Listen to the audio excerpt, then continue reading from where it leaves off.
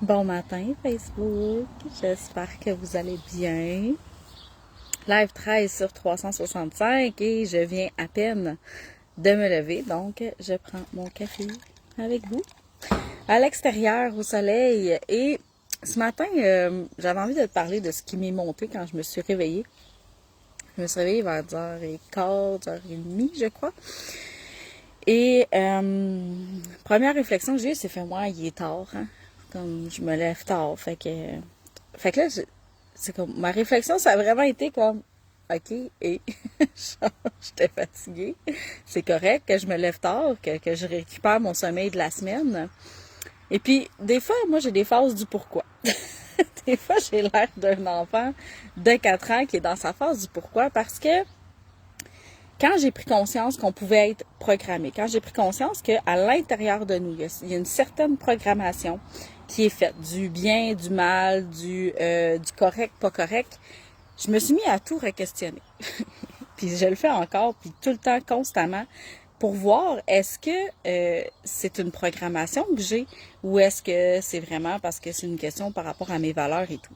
Donc là, quand je me suis levée à 10h30, je me suis dit, ouais, il est tard. Hein. Je me suis dit, il est tard aux yeux de qui? Qui a décidé que se lever à 10h30, c'était tard? Qui a décidé? Allô, Marie-Josée? Qui a décidé que les heures de lever et de coucher, que c'était tard, c'était pas tard, que c'était tôt, que c'était pas tôt? Qui a inventé l'heure? Dites-moi qui ont inventé l'heure. Fait que ça, c'est mes petites phrases de pourquoi que je peux avoir de dire qui a décidé ça, c'est aux yeux de qui. C'est toutes les, à chaque fois qu'on dit il faut, genre, il faut que je me lève, il faut que je fasse le ménage, il faut que je m'entraîne, il faut que je mange, il faut, c'est des exigences qu'on se met, c'est des exigences qu'on se donne, qu'on dit il faut. Fait qu'à chaque fois que je dis il faut dans ma vie, je me dis, OK.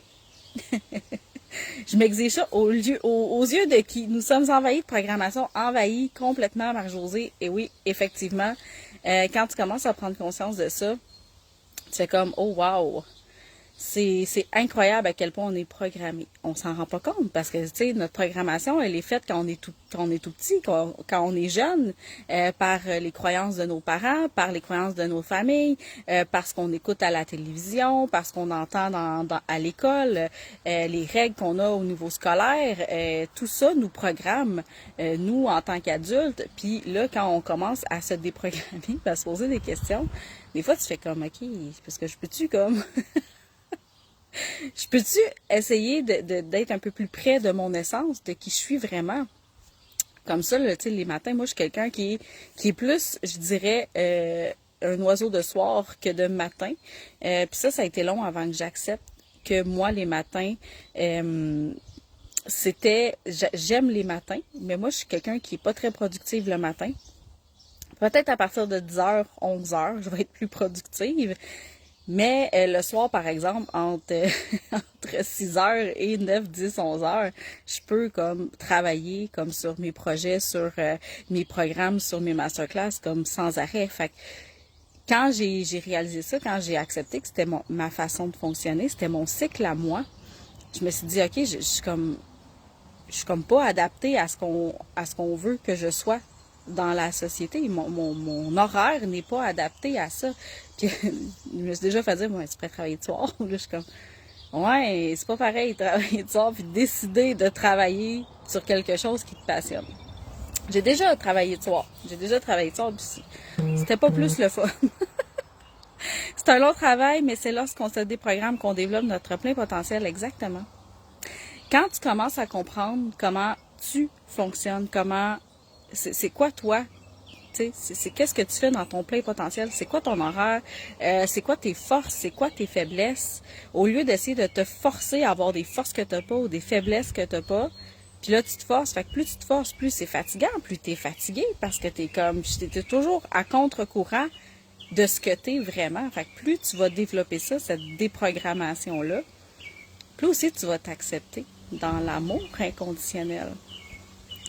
Plus tu vas t'aimer exactement comme tu es, tout simplement.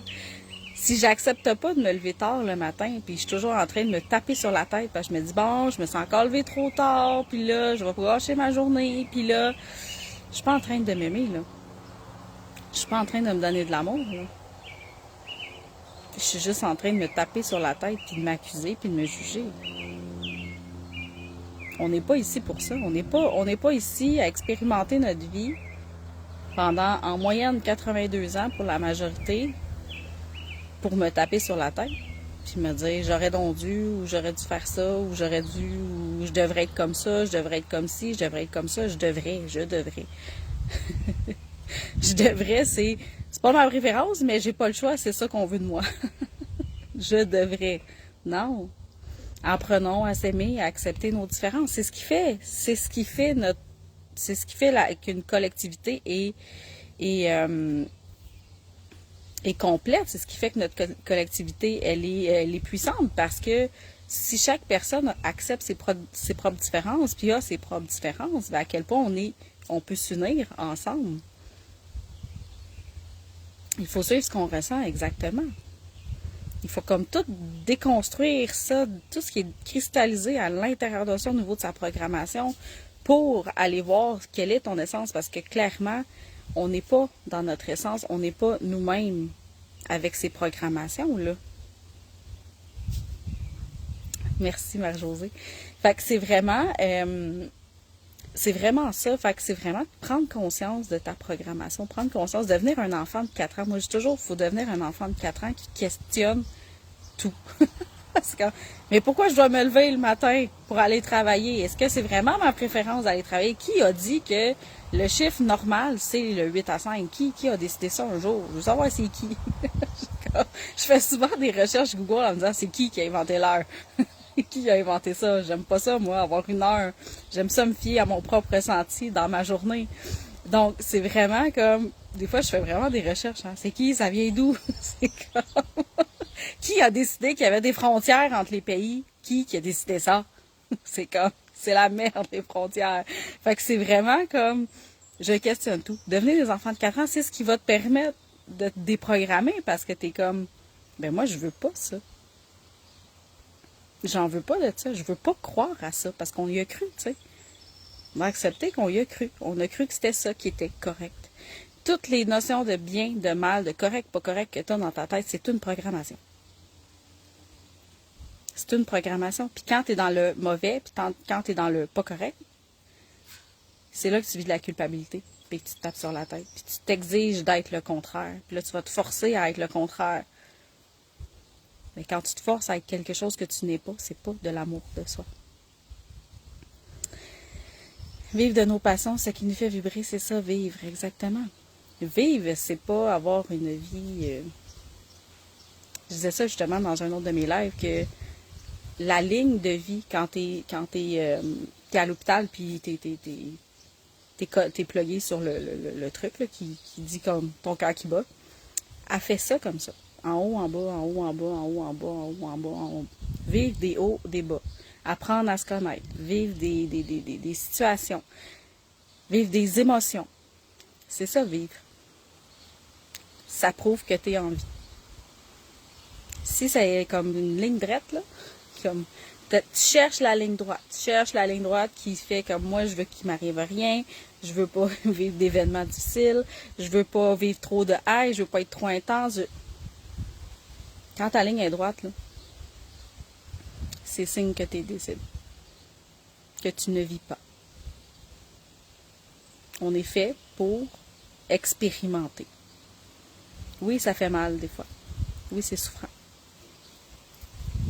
Oui, des fois, on a peur de se faire juger parce qu'on est peut-être intense, parce qu'on est passionné.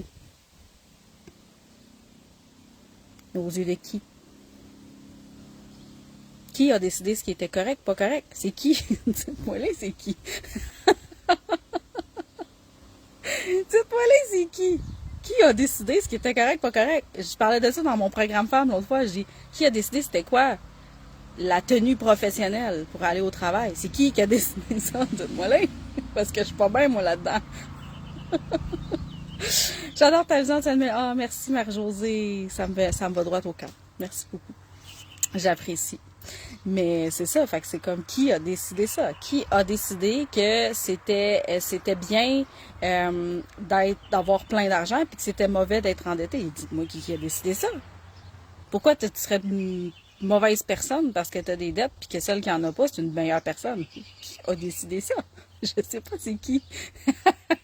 J'ai une petite idée, là, quand j'ai écouté l'autre fois les chroniques de Bridgerton, il y a une petite notion là-dedans par rapport à l'argent et l'endettement. Ça a fait comme, ah, ça vient peut-être de là.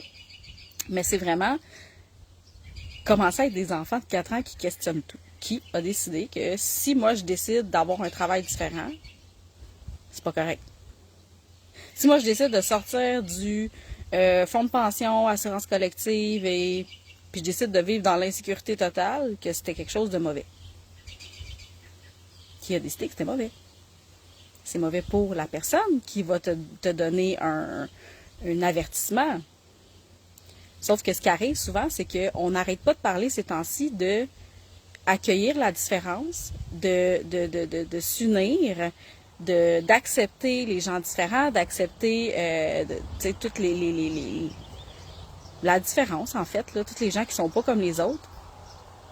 Mais au niveau du corps physique, au niveau des préférences, mettons, sexuelles, d'accepter, tu sais.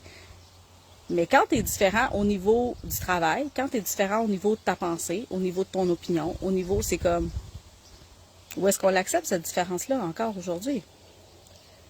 Il y a encore beaucoup de chemin à faire à accepter la différence, puis à accepter que chaque personne sur cette planète est un être divin. Chaque personne sur cette planète a une contribution à avoir. Ah voilà, je m'emporte ce matin. Et l'inverse, c'est vrai. Aussi, il n'y a rien de mal à avoir de l'argent et à attirer l'abondance. Exactement. Si toi, t'as envie, si toi, t'aimes la luxure, puis t'as envie d'avoir une grande maison, t'as envie d'avoir un jet privé, t'as envie de voyager à travers le monde, qui a décidé que c'était mal d'aimer la luxure? Je vous ramène aux 7 péchés capitaux, puis vous allez peut-être avoir une petite idée. Qui a décidé que c'était mal la luxure? Qui a décidé ça?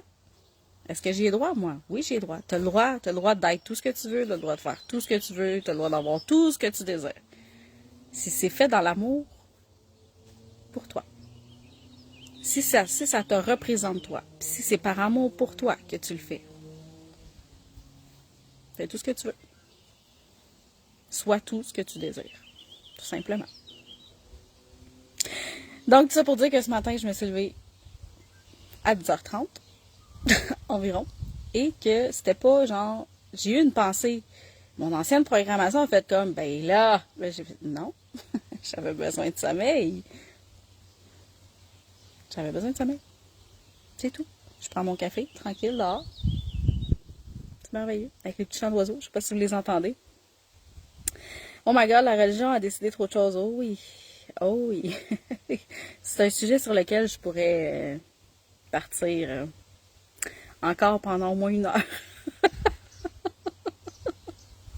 Il y a beaucoup de choses qui sont reliées à ça, puis qui sont encore cristallisées dans nos corps, à laquelle on y croit, soit qu'on y croit encore ou on a de la difficulté à se détacher de ces croyances-là, même si on n'est pas croyant. Je veux pas sa vie, faites juste un retour sur la femme. Son parcours, le parcours de la femme depuis des millénaires, c'est juste la bonne ménagère des années 50. Si vous savez pas, vous pouvez aller le taper sur Google, mais c'est ça, il y a beaucoup de choses qu'on est encore là-dedans, on est encore pris là-dedans aujourd'hui. Puis c'est un peu pour ça en fait que j'ai créé le cercle indompté. Le cercle de femmes indomptées, c'est là qu'on se déprogramme, puis on prend conscience de nos programmations, puis on va loin dans nos discussions, mettons. On va vraiment loin dans nos discussions, puis on fait comme, wow, ok, des fois, c'est pour ça qu'après, je fais un mini-atelier, on dépose tout ça, parce que, tu sais, ça bouge beaucoup d'émotions aussi, tu sais, quand on se rend compte qu'on est programmé par rapport à la religion ou par rapport à d'autres choses, par rapport puis qu'on est comme complètement à côté de la traque de qui on est. Des fois, ça peut créer une espèce de choc, fait que c'est pour ça qu'il y a un mini-atelier après le cercle indompté pour justement aller déposer tout ça. Alors voilà, fait que je continuerai cette discussion-là dans les prochains jours. Tiens, pourquoi pas? C'est une bonne idée. Parce que c'est un sujet qui m'allume beaucoup. pourrais en parler longtemps. Fait que je continuerai cette discussion-là dans les prochains lives. Puis sur ça, je vais aller boire mon café tranquille avec le soleil et les petits oiseaux. Puis je vous souhaite une belle journée. Puis on se revoit demain soir parce que là, je prends une espèce de break des réseaux pour les prochaines heures jusqu'à demain soir. Fait que sur ça, si vous voulez m'écrire des commentaires, n'hésitez pas, je vais les lire demain soir. Fait que merci. Je vais essayer tes prochains lives. Ah, merci Marie-Josée. Je suis contente. Je suis contente que ça te parle. Puis, on se revoit ça dans les prochains lives. Merci Marie-Josée d'avoir été là et toutes celles et ceux qui sont en replay. Bye.